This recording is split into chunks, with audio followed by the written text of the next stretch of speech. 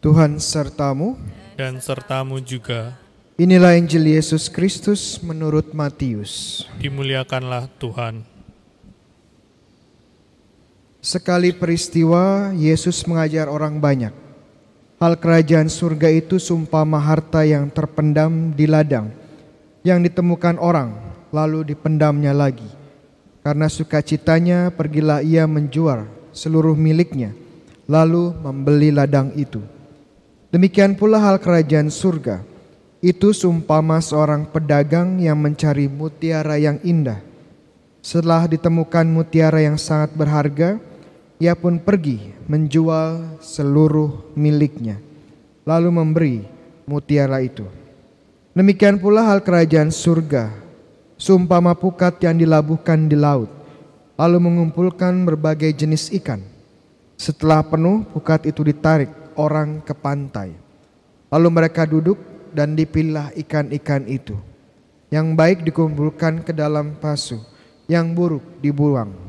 Demikianlah juga pada akhir zaman. Malaikat-malaikat akan datang memisahkan orang yang jahat dari orang yang baik.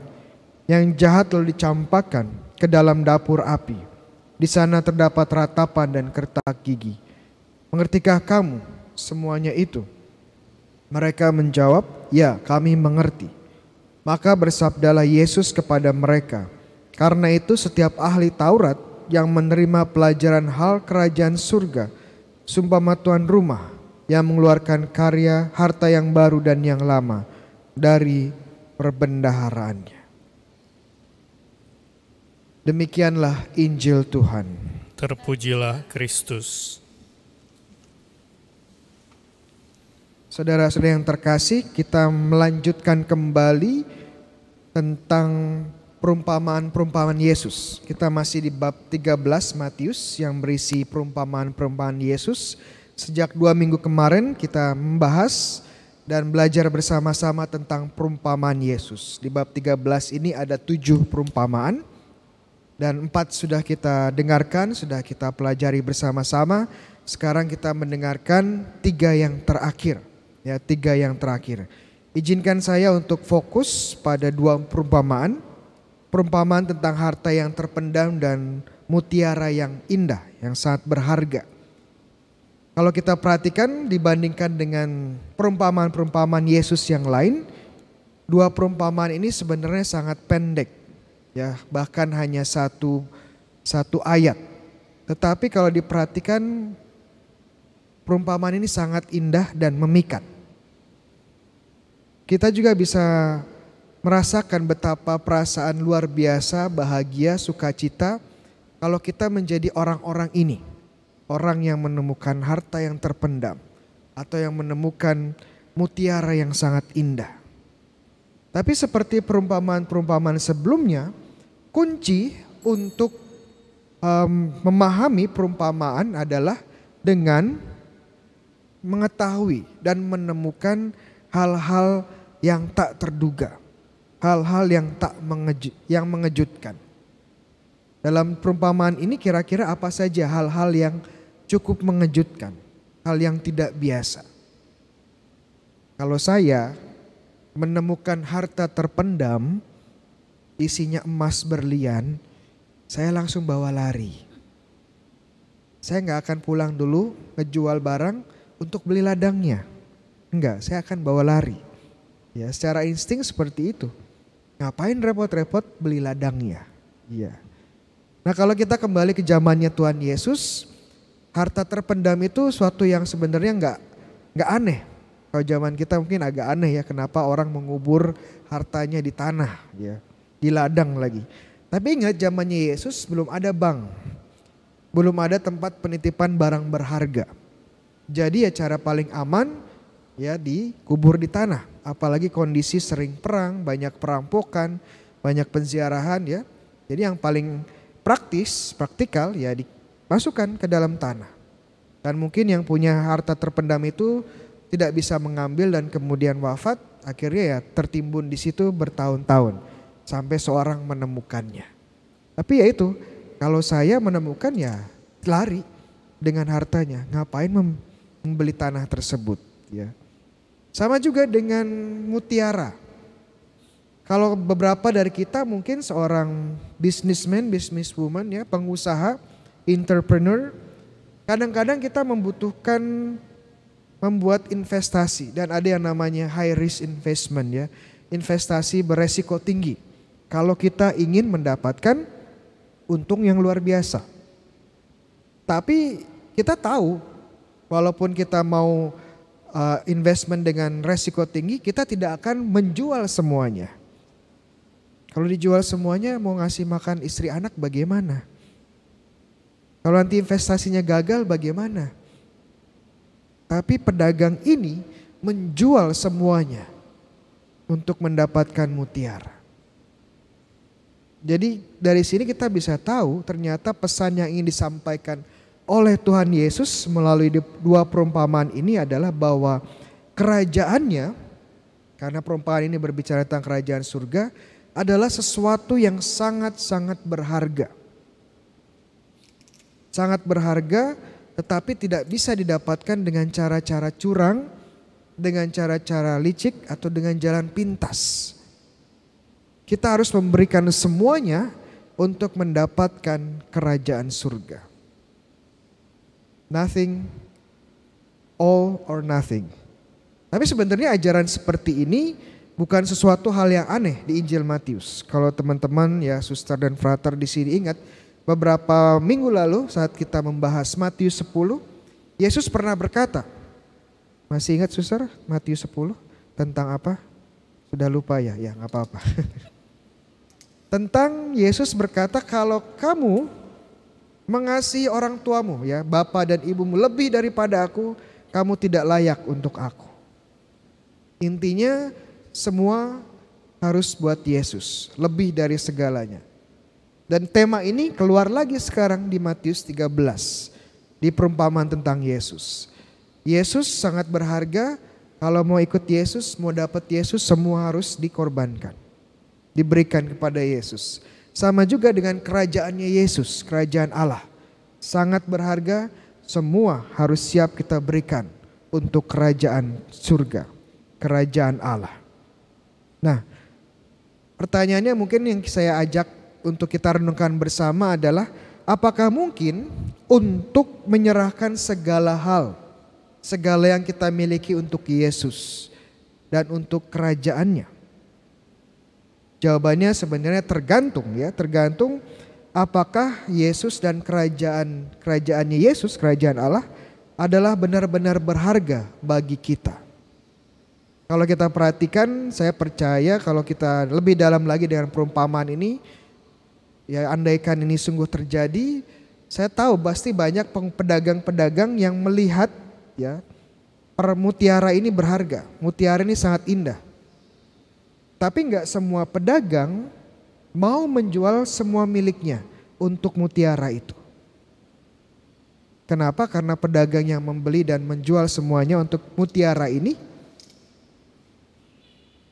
tahu bahwa mutiara ini sangat berharga untuk dia. Sangat-sangat berharga sehingga dia mengorbankan semuanya. Nah, pertanyaan berikutnya, bagaimana kita tahu atau membuat sesuatu itu berharga? Kalau kita mengasihi, mencintai atau menyayangi sesuatu, kita akan menghargai hal tersebut. Kalau hal tersebut berharga, kita akan menjadikan hal tersebut sebagai harta kepemilikan kita. Dan kalau harta kita ada di situ, ya hati kita juga ada di sana. Contoh sederhana. Kalau ada anak kecil ya, biasanya anak kecil ya, mereka sayang dengan mainan mereka. Dan karena mereka sayang dengan mainan mereka, mereka menghargai mainan mereka. Karena mainan mereka berharga, itu menjadi harta mereka. Dan karena harta mereka di sana, hati mereka pun ya di mainan tersebut. Dan kita tahu karena ini harta mereka, kepemilikan mereka yang berharga, mereka akan ya meluangkan waktu dengan mainan tersebut, akan merawat mainan tersebut. Dan kalau ada yang mau ngambil mainan tersebut, mereka akan marah. Mereka akan melindungi ya mainan-mainan tersebut. Jadi mainan tersebut adalah berharga, harta mereka, dan mereka akan memberikan yang terbaik untuk menjaga harta ini.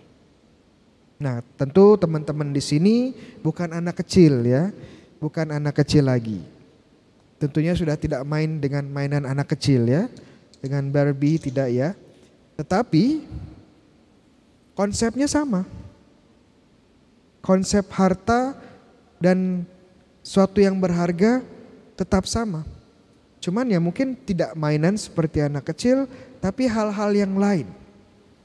Coba kita lihat dalam hidup kita. Mungkin ada dari kita yang sangat mencintai pekerjaan kita. Karena mencintai pekerjaan kita, kita menghargainya. Berharga buat kita, ini menjadi harta kita. Dan karena ini menjadi harta kita, hati kita pun di sana. Sehingga kita menghabiskan waktu dalam pekerjaan dan karir kita. Sehingga kita menjaga sebaik mungkin, berbuat sebaik mungkin untuk pekerjaan dan karir kita. Dan hal-hal lain ya mulai dinomorduakan. Mulai dinomorduakan tanpa sadar. Mungkin karena hartanya, hatinya di pekerjaan, di karirnya, keluarga mulai dilupakan. Anak-anak lupa diurus. Gak pernah ke gereja. Dan sebagainya karena hatinya memang di pekerjaannya.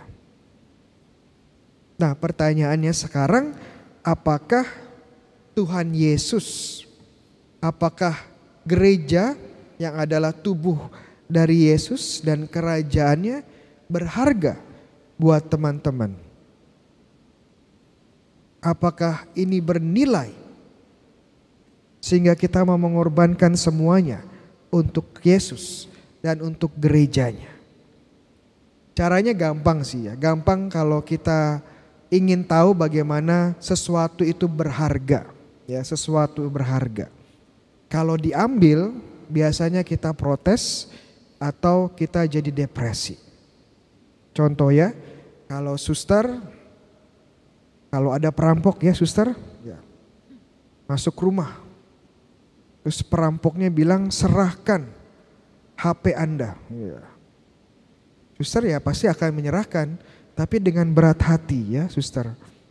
Tapi kalau perampoknya tiba-tiba datang dan bilang, suster, serahkanlah kitab suci Anda. Wah, dengan senang hati diserahkan. Kok senang hati suster? Ya mungkin siapa tahu dia nanti bisa bertobat setelah membaca kitab suci. Ya. Jadi bagaimana suatu berharga bisa kita lihat kalau kita attach ya, kita punya kelekatan dengan benda atau hal-hal ini. Dan sayangnya kadang-kadang yang lebih lekat adalah hal-hal yang duniawi. Lebih gampang melepaskan hal-hal yang sebenarnya surgawi. Kitab suci dilepaskan ya, gak pernah dibaca, dikasih orang dengan mudah. Tapi kalau HP, waduh bisa nangis-nangis ditarik ya. Sebuah realitas kecil bagaimana kadang-kadang hal-hal duniawi lebih berharga bagi kita. Contoh lain ya, mungkin kita dibaptis sebagai orang Katolik.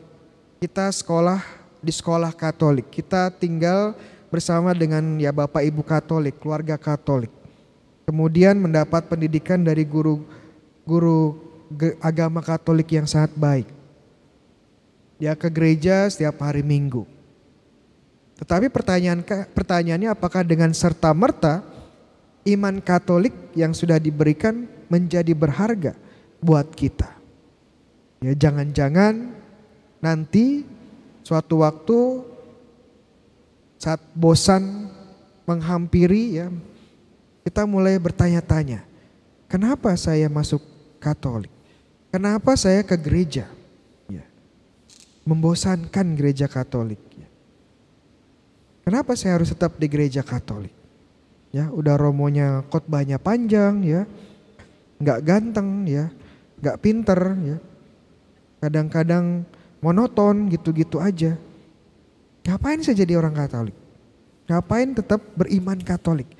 Mungkin iman yang lain saja, yang lebih menarik, yang membuat saya bersuka cita, yang membuat saya berjingkrak-jingkrak. Ngapain ke gereja Katolik? Nah, ini mungkin momen di mana kita mulai menyadari ternyata iman Katolik yang sudah diberikan orang tua kita, diberikan oleh guru agama kita, ternyata belum menjadi harta kita, belum menjadi kekayaan kita, belum menjadi mutiara yang paling indah bagi kita. Nah, Romo, bagaimana solusinya supaya kita bisa menjadikan sebagai contoh iman Katolik atau Ekaristi sebagai sesuatu yang kita hargai, menjadi harta kita di mana hati kita berada? Menurut saya gampang. Solusinya gampang. Kalau kita mampu melihat hal tersebut sebagai indah, melihat keindahan hal tersebut, maka kita pun akan mencintai dan menyayangi, menghargai kemudian dan menjadi harta kita. Contoh konkret lagi ya, contoh. Suatu hari saya menikahkan sepasang saja ya. Cowok dan cewek, of course, ya tentu saja cowok dan cewek ya. Tapi ada yang aneh. Anehnya apa? Sang cewek kalau saya perhatikan, wah dia cantiknya luar biasa ya. Seperti bidadari turun dari langit. Waduh. Tapi kalau saya lihat cowoknya, saya termangu ya. Ini kok mukanya nggak jelas ya. Ini kayak baru kegiles truk mukanya ya. Dan saya lebih heran lagi, kenapa sang cewek yang luar biasa cantik mau sama laki-laki seperti ini. Waduh, ini kesantet kayaknya. Lalu saya iseng-iseng tanya ya dalam homili, kamu kok mau dengan laki-laki seperti ini ya? Kenapa nggak cari laki-laki yang lebih ganteng kayak saya gitu? Lalu dia jawab ya dengan ketawa ya, Romo ya mungkin suami saya ini nggak terlalu ganteng ya, tapi wah ada tapinya. Suami saya ini setia. Waktu saya sakit kanker, wah ternyata ceweknya pernah sakit kanker. Dia yang setiap hari menemani saya di rumah sakit. Setiap kali ada kemo, dia yang menemani saya dan mengantar saya. Waduh, ternyata keindahan ya, sang wanita menemukan keindahan. Menemukan suatu yang indah dari sang laki-laki. Yang lebih dari sekedar hal fisik.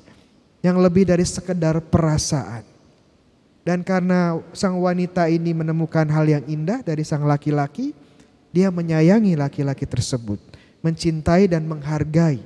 Dan karena berharga, dia menjadi harta yang berharga bagi sang perempuan. Dan hatinya pun diberikan kepada sang laki-laki. Dan saya melihat ini sama juga dengan iman kita. Iman Katolik, iman Ekaristi. Selama kita belum mampu melihat bahwa iman ini ya atau Ekaristi sesuatu yang indah, kita tidak akan menghargai.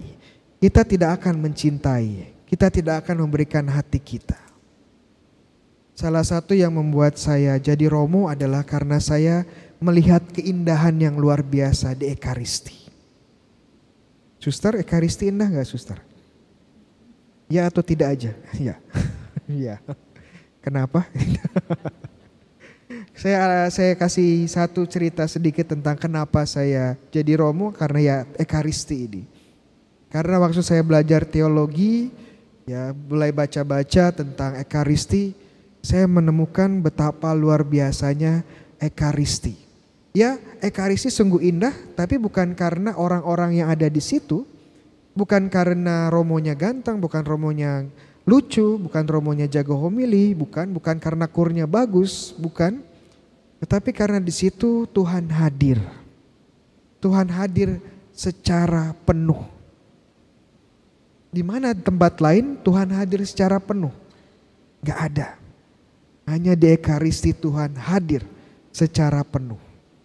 Tubuh dan darah Kristus yang adalah kepenuhan ilahi dan kemanusiaannya. Di mana kita bisa menemukan Tuhan terjadi, hadir di tengah-tengah kita. Kadang-kadang kita mencari mukjizat. Tuhan berilah saya mukjizat. Tuhan semoga saya mendapatkan sesuatu yang luar biasa hari ini. Tapi kita lupa ternyata dalam Ekaristi terjadi mukjizat yang luar biasa. Dan ini terjadi setiap hari, di mana Tuhan hadir secara nyata dalam Ekaristi. Kalau kita bisa melihat hal itu, ya, menemukan Tuhan yang sungguh hadir dan menemukan keindahan Ekaristi, iman Katolik, saya percaya kita semua akan menghargai, mengasihi Ekaristi, mengasihi iman Katolik, menghargainya dan menjadikannya harta yang berharga, sehingga hati kita pun kita serahkan kepada Tuhan Yesus. Amin.